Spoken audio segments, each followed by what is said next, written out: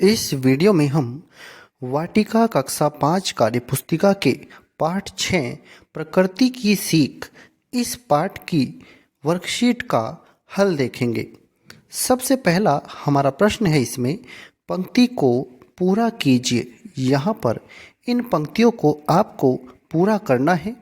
इसमें ये एक कविता है, प्रकृति की सीख, ये एक कविता है। यहाँ पर जो खाली जगह छोड़ी गई हैं इन्हें आपको भरना है। हमने इन्हें पूरा कर दिया है, आप इसी तरह से इन्हें पूरा कर सकते हैं।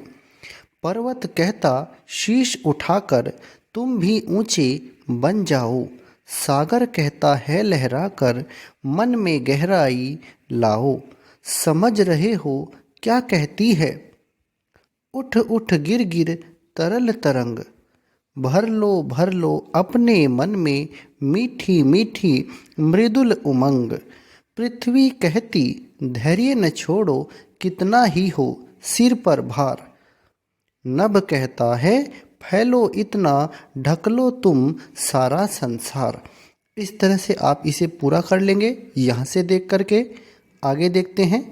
दूसरा प्रश्न है हमारा, नीचे दिए गए शब्दों के अर्थ सरल भाषा में लिखिए। यहाँ पर इन शब्दों के अर्थ सरल भाषा में लिखने हैं। जैसे शीश, इसका मतलब होता है सिर, सागर समुद्र, पृथ्वी धरती, नभ मतलब आकाश या आसमान, गहराई मतलब गंभीरता, भार मतलब बोझ या फिर वजन।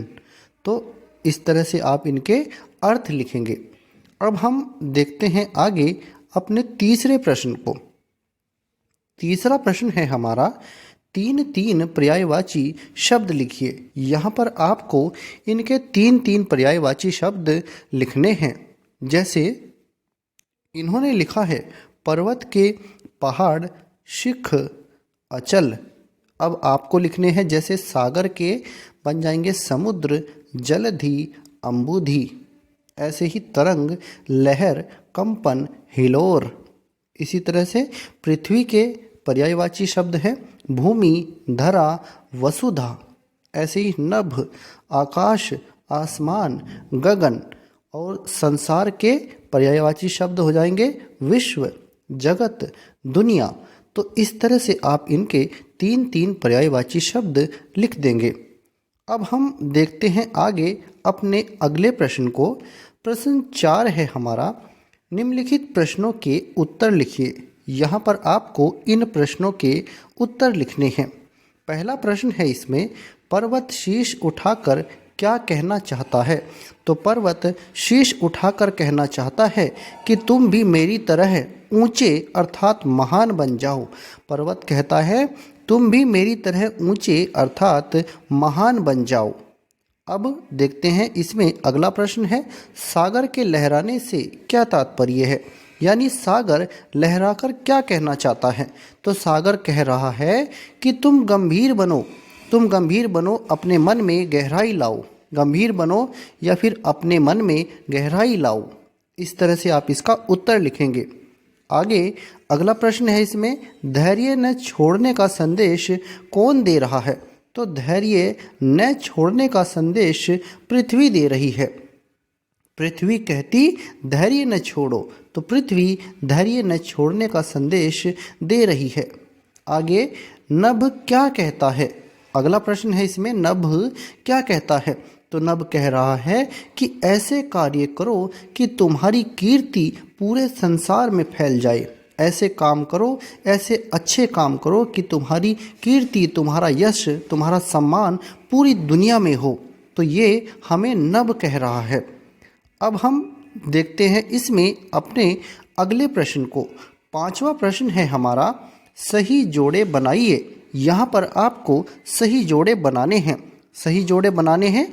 पर्वत क्या कह रहा है? ऊंचा उठने को कह रहा है। सागर लहरा कर कह रहा है। पृथ्वी धैर्य न छोड़ने को कहती है। और नभ फैलने की बात करता है। तो नभ को मिला देंगे फैलाना। इस तरह से आप इनका मिलान करेंगे। अब हम देखते हैं अपने छठे प्रश्न को। छठा प्रश्न है हमारा, नीचे दिए गए शब्दों के तुकांत शब्द लिखिए। नीचे दिए गए शब्दों के आपको तुकांत शब्द लिखने हैं। हमने यहाँ पर इनके तुकांत शब्द लिख दिए हैं, आप लिख सकते हैं इसी तरह से, जैसे मन, तन, इतना, कितना, सागर, गागर, भर, नर, तरल, सरल। इस तरह से आप इनके तुकांत शब्द लिख सकते हैं।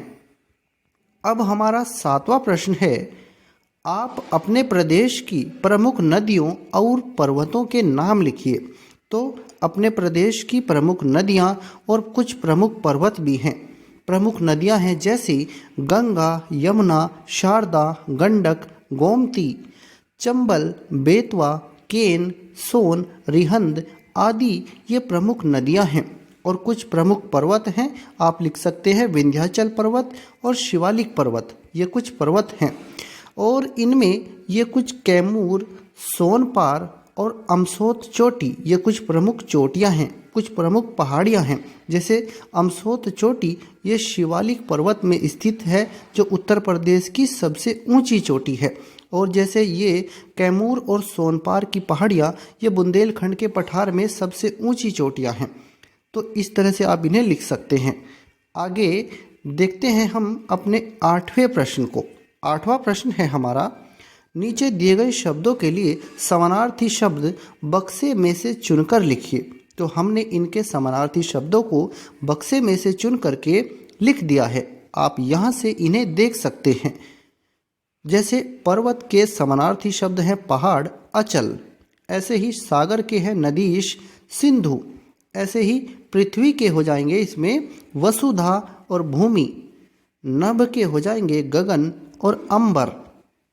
संसार के हो जाएंगे जगत और विश्व। ये इनके समानार्थी शब्द हैं जो इस बॉक्स में दिए गए हैं। यहाँ से चुन करके आपको यहाँ पर लिखना है। आप इस तरह से इन्हें अपनी कार्यपुस्तिका में लिख सकते हैं। अब हम देखते हैं इसमें अपने 9वें प्रश्न को। अंतिम प्रश्न है ये इस वर्कशीट का। यहाँ पर आपको क्या करना है, पर्वत और लहराते हुए सागर का चित्र बनाइए। तो पर्वत और लहराते हुए सागर का चित्र आपको बनाना है। तो ये कुछ एक नमूने के तौर पर पर्वत और लहराते हुए सागर का दृश्य जो आसान सा है, यहाँ पर आप यहाँ से देख करके इसे बना सकते हैं, या इससे भी आसान कोई दूसरा आपको चित्र मिले आप उसे बना सकते हैं। तो यहाँ पर आपको पर्वत और लहराते हुए सागर का दृश्य बनाना है। तो इस तरह से आप बना लेंगे अपनी कार्यपुस्तिका में। तो ये हमारा वाटिका कक्षा 5 की कार्यपुस्तिका के पाठ 6 प्रकृति की सीख इस पाठ की कार्यपुस्तिका का हल है। तो अगर आपको यह वीडियो अच्छा लगा है तो कृपया करके इसे लाइक और शेयर ज़रूर करें और हमारे चैनल को सब्सक्राइब करें।